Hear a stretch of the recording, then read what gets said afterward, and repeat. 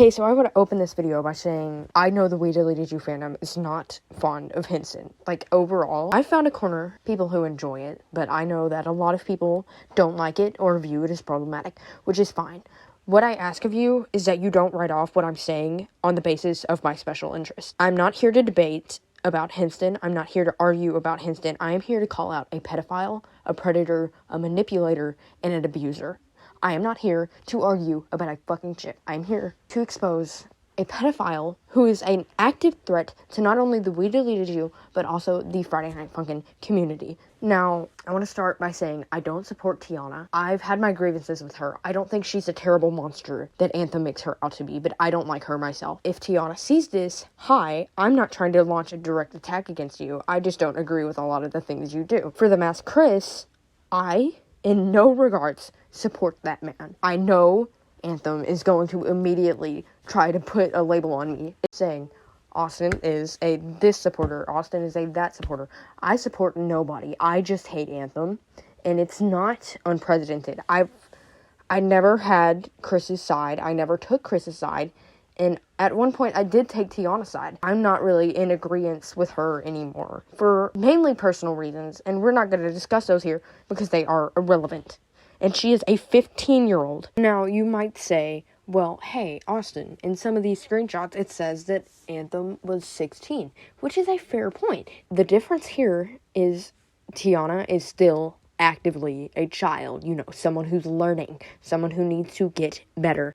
Anthem, no, let's use grown-up names. Sage has actively surpassed the point of being a child. I would disagree if he had shown any sort of change, any sort of growth from this experience. But not only did it go on from when he was 16 to 18, but he refuses to take accountability for it. That is the problem. His actions, including the ones that carry on to adulthood, including blackmailing his victim into silence. The actions that bleed into his adulthood are ones he cannot acknowledge as wrong, and the actions that he had in the past are ones he cannot acknowledge as wrong. And I'm saying this as a 16 as of September of 2025 year old. If you cannot acknowledge what you did is wrong, no matter how long ago it was, you have no capacity to change because you are fighting for your rightness. You're fighting to be correct. And if you think you're correct, you don't think what you did is wrong. Therefore, there is no change. There is no growth. Anyways, before I lose my mind ranting about this and go completely off the rails, let's begin and let's start with Casper's doc. Now, I'm going to link every resource, every doc that I mention in this video in the description in case anybody wants to read it themselves or in case anybody wants to testify that I'm leaving any context out. Here is the TLDR that Casper himself wrote for this document. The too long didn't read version reads, Anthemoverload and I met when I was 10, turning 11, lying about my age and saying I was 13, turning 14, and he was 16. We met on a Friday Night Funkin' in Minecraft SMP server. Right off the bat, he became sexual towards me. The first few comments were jokes, but then it slowly got more serious. Over time, we became sexually intimate with each other. He wanted me to draw his character in Lamborghini, and then drew me in Lamborghini. Sexual acts continued despite him dating someone. Anthem started to act harshly towards me over simple misunderstandings and would often give me the silent treatment or berate me and my actions. I removed myself from his friend group and had a mental breakdown after realizing how toxic his actions were towards me. I composed and released a document outlining and exposing his behavior and immediately got attacked by him and his friends.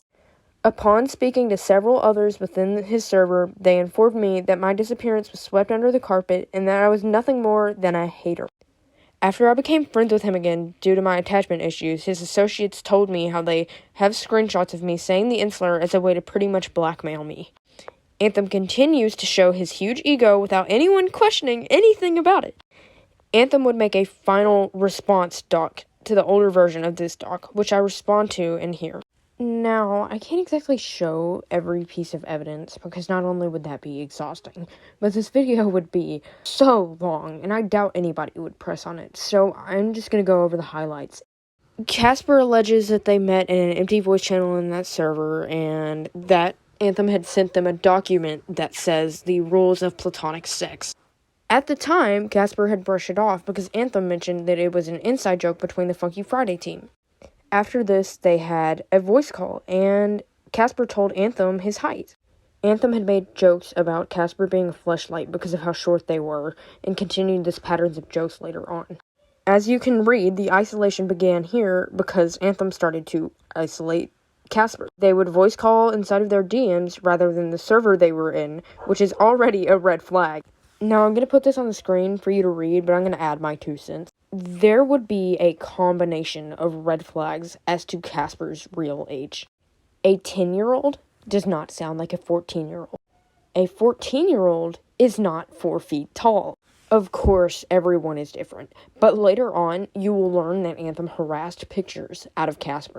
It would be most apparent that Casper is not the age they're saying, especially if Anthem received nudes. That might be a disgusting topic to bring up, and I understand. It is gross to say out loud, but it is absolutely relevant. Firstly, a 10-year-old or 11-year-old would not have, more than likely, at least, gone through puberty. The average 10-year-old is 4 feet tall. Oops, red flag alert. A 14-year-old would have sharper features, and a simple Google search will tell you that a 10-year-old typically has smoother skin and more childlike features. Fat distribution is also relevant. Casper most definitely had a childlike voice as well. If Anthem didn't notice this, or rather was too horny to, at its best, Anthem is ignorant. And at its worst, he just did not care. Even at 16, that is still disgusting. Regardless, being sexual with a 13-year-old is extremely weird if you're 16. Now, Anthem, being the genius he thinks he is, shows screenshots of Casper consenting. Any person with the smallest brain rattling around in their head will understand that a 10-year-old cannot properly consent because their frontal lobe is barely developed. The same way they cannot understand the risk versus reward of consenting to sexual actions with an almost adult as a child. The same way Casper could not have known that lying about their age would lead to them being permanently traumatized by some horny pedophile. Sage, showing these screenshots does nothing but make you look worse and, frankly, stupider. Another extremely relevant point is the sex calls that took place in 2023. Casper alleges that Anthem pressured them into performing sexual acts on camera. Even when they consented, there was still pressure. It is also noted that Anthem was in an active romantic relationship with someone else when this took place. These were video calls where you could see Casper's face, Casper's body specifically, as disgusting as that is. I feel like if there was any indication of Casper's age, or that they were younger than they had initially said, that this would have been fairly obvious, especially during sexual acts. Some of these messages are extremely disturbing, but I think the one about his belly is especially strange. Children tend to have more fat on their stomachs because fat distribution has not yet occurred, which sets off more red flags for me. There is almost no way Anthem could not have told by Casper's body that they were younger than they had claimed, even if it was just 3 years of a difference. Those 3 years, especially considering Casper's age, make a huge difference. Puberty occurs in your teen years. Casper claimed to be in his teen years, but very clearly was not. If Anthem could see their body in any capacity, this would be fairly obvious. Now, I'm going to backtrack a bit, and I'm going to share a clip of me when I was 12 years old, ranting about something. Now, I'm being so serious when I say massive cringe warning, but you can tell I was a child, you know? So the comments were turned off in my last video. If you have anything to say it in the comments of this. Now, fairly obviously, my voice was much more nasally, even more so than now, which you've probably noticed. I have really bad allergies. My point is, even then, you could tell I was a child. Like, there was this childlike nature to my voice. I can't really put my finger on it, but it was a higher pitch. I sounded more curious. I guess I had more of a emotion to my voice. And that's my point. Casper would have had that. Casper would have sounded like that. Now we're visiting the document again, this time the miscellaneous screenshots that Casper had provided. As Casper mentions, Sage's behavior here is extremely questionable. I'm unsure of what else to say on this topic, but nonetheless, here's the proof. The love bombing is a common manipulation tactic. My own groomers and even an abuser use this on me. It usually takes place in order to confuse the victim. Of course, why would I leave if they love me, even after you've been hurt? As you can see, Anthem was very affectionate. He does not address love bombing in any of his documents, as far as I could tell, ever. Sage, however, consistently insists that this exposure is a violation of his privacy. The only thing violated in this situation is a child, Sage. Maybe you should have considered that 11-year-old Casper's privacy and innocence. Play victim all you want. It's just good old consequences. I'll do more on Anthem's responses later, but I want to emphasize that he never brings up Casper's true age. And I feel as though mentioning Casper's true age would add a lot of additional context. Oh, but I seem to be forgetting that if he said anything about Casper's true age, that would only make him look worse. Boo-hoo. At the end of Sage and Casper's contact, Casper claims that Sage and him had disagreed frequently. Here's a screenshot, per usual. Pause to read it. Sage gets dry, giving Casper the silent treatment. He depraves him of any real interaction, anything meaningful, because in Sage's eyes, Casper needs punishment. Casper needs to be put back in line. This is an extremely common tactic utilized by abusers. Casper explains he left the friend group a month later, feeling that Sage was uncomfortable around him. Later on down the road, Casper realized how inappropriate Sage's behavior towards him was. Casper had a breakdown, and one of Casper's friends suggested he make a document about Sage to expose his true actions. These next screenshots genuinely mortify me, but they claim Casper wanted clout, telling them that they've lost everyone who ever cared about them. This is not only victim blaming, but also gaslighting. What kind of friend, what kind of person who cares about you would say any of this to you? Anyone who cared for Casper would not be taking Sage's side. Being the supposedly amazing friends who care for him, they called Casper a piece of shit, guilt-tripping him, claiming they thought he was cool. Sage then messaged Casper, saying they backstabbed the only people that loved them, saying he was disgusted with them. He accuses Casper of being everything he once hated. This is blatant guilt-tripping. I would go as far as to say this is Sage's favorite tactic, DARVO, showing itself, specifically attacking and reversing the victim. While I anticipate some people to say that Sage has never directly denied these claims, I want to emphasize that he withholds information about them. Withholding information about a serious situation like this is a form of gaslighting. Not only does he regularly withhold information from his server, but he withholds information from his friends. A pattern with Sage is to write this situation off as drama. Drama is such a majorly dismissive word, especially when there are criminal acts documented.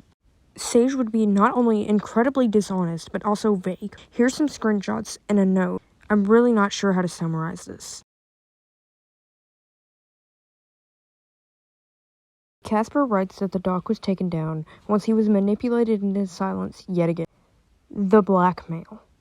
While this wasn't directly Anthem per se, people within his circle would often threaten Casper into silence by saying they had screenshots of him saying the insular. Casper knows this is unacceptable and wrong now. However, despite claiming he was not blackmailing Casper, the thing he does when he releases his doc is release the screenshots of Casper saying the slur. This is also, frankly, very hypocritical of Anthem, as it's implied and directly mentioned that Anthem says the slur himself. Anthem, regardless of intention, when you say the insult. What is the point in exposing your victim for something you actively still do and they do not? Casper's hypersexuality. Here's his response. It's funny Sage brings this up, however, as Casper's hypersexuality was more than likely made worse by his actions. Anthem, this is your fault. In ending the controversy, Anthem uses DARVO again. He says Casper has an obsession with dragging him down, saying how he's not stooping to Casper's level just because Casper hates him. This entire section is guilt-tripping. Deny is the doc that comes before this, and his initial response. In it, he claims he could admit his faults, while also saying he did nothing wrong. Within Anthem's ending the controversy, many logical fallacies and manipulative tactics are found. I don't necessarily know if there's a name for this, but Anthem deflects the attention onto his accuser's actions. In this doc, he mentions Tiana's behavior and the We Deleted You fandom's toxicity. This is the attack, yet again. He's not only attempting to discredit his accusers and playing into the quote-unquote perfect victim mentality, which is the belief that a victim of abuse must be faultless and perfect to be a true victim, but he is attacking his accusers, reversing the roles, and claiming he's the victim to his accusers, including Casper. Sage makes use of the bad company fallacy, as well as many more. There have been multiple occasions of him claiming the people against him are not only delusional, but supporters of Tiana Fusion Poco, or more importantly, the Masked Chris. For me, as you know, this is not true. I support neither of them. Regardless, this fallacy intends to insinuate that anybody who is on the side of Casper is also on the side of Chris or Tiana. If you take a step back and look at it, this is a dumb generalization. This also falls into the hasty generalization fallacy. An entire summary of ending the controversy is the tactic of defensive discrediting. Anthem shows seemingly problematic behavior from the people in Tiana's Discord server, his accusers. This is an attempt to discredit them by acting like bad behavior makes their claims any less true. While I know that Tiana has some sort of bias against Anthem, that does not change the fact that her spreading the claims does not make them any less true. Defensive discrediting rings true when it comes to the situation with Casper as well. Showing the screenshots of Casper saying the slur literally has no apparent motive behind it. The only motive there is to play into the perfect victim myth. He does not have a perfect morality because he said the N slur. Therefore, his legitimacy and his credibility is stripped away from him. These behaviors, while not okay, do not make the claims any less true. If you believe it does, congratulations, Anthem has fooled you. In Sage's first response, his claims of Casper's consent are literally completely irrelevant. An 11-year-old cannot consent, not even to another minor. An 11-year-old cannot consent to a 16-year-old. Those are two different levels of maturity. While a 16-year-old may not be completely mature, they are still more mature and more experienced than an 11-year-old. No amount of consent from Casper would have made it okay in any capacity. Anthem cries that he wasn't told anything. So how is he supposed to know? I don't know. Have you considered you shouldn't sext middle schoolers and that's that? I know there will be people claiming Anthem's neurodivergency might have made it difficult for him to know these things. While I won't completely discredit that, that is an explanation. It is in no means an excuse nor a justification for his actions. The intention does not go over the impact. I would like to mention another victim had allegedly come forward to Tiana. The details are scarce. If this is true, it is a pattern from childhood that has went on into adulthood. Anthem, if you in some nightmare see this, I want you to know, I do not pity you, but I encourage you to leave the internet and abandon system overload. Spend time working on yourself. You cannot accurately acknowledge your faults. You are surrounded by yes men. That hinders you from changing. Stay away from kids, and to you, dear viewer, if he does not leave, deprive the man of a platform. Ensure you spread the word. A man with unaddressed and unchanged behaviors like this is a danger to every community he is in. Every defense Sage has for himself falls flat in my opinion, now that Casper's age is known. I truly don't know how to argue with any of Anthem's defenses. Not because they're useful or effective or that they excuse his behavior, but because it's the same point I've made. It is the same argument I've sat here for about 20 minutes hammering into your head. He uses fallacies and he uses manipulation. Sage, you abused someone. Not just someone, but a child. You sexually abused Casper. Even if you don't think you're a groomer, you still hurt him, and you still can't acknowledge it, and you still think you're right. Own it, or shut up. That being said, all documents are linked in the description. I heavily encourage you give all sides a read and form your own opinion.